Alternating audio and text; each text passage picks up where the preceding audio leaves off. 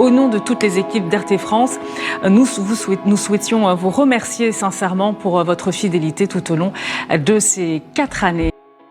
C'est ainsi que s'achève la dernière diffusion en direct de la chaîne de télévision russe RT France, qui a été bannie elle et la chaîne d'information Sputnik suite à l'invasion de l'Ukraine par la Russie en février 2022. RT, anciennement Russia Today jusqu'en 2009, était une chaîne de télévision et d'information internationale en continu financée par l'État russe. Elle a été lancée le 10 décembre 2005 à Moscou et elle exploite des chaînes de télévision par câble et par satellite destinées à un public étranger en dehors des frontières de la Russie.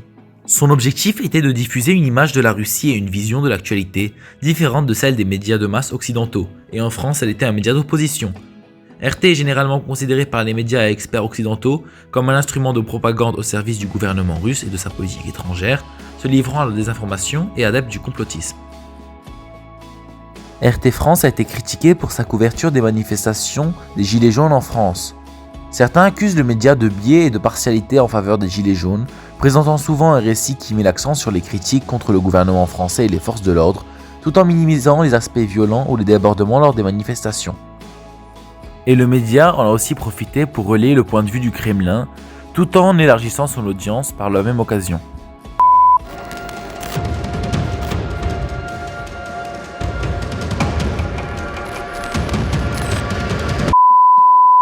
Et en couvrant le discours des Gilets jaunes, le média RT a permis de mettre l'accent sur le discours du Kremlin, tout en donnant un soft power important à la Russie, influençant le monde et l'opinion publique.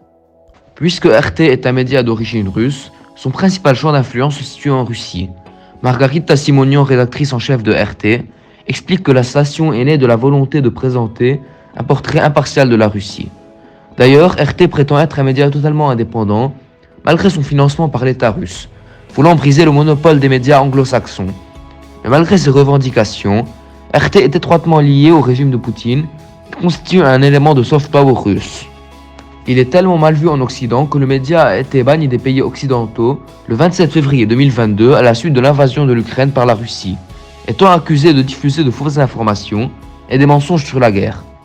Depuis sa création, RT a été un outil très puissant pour le Kremlin d'imposer sa vision à ses citoyens et au monde, propageant un message extrêmement biaisé pour la Russie.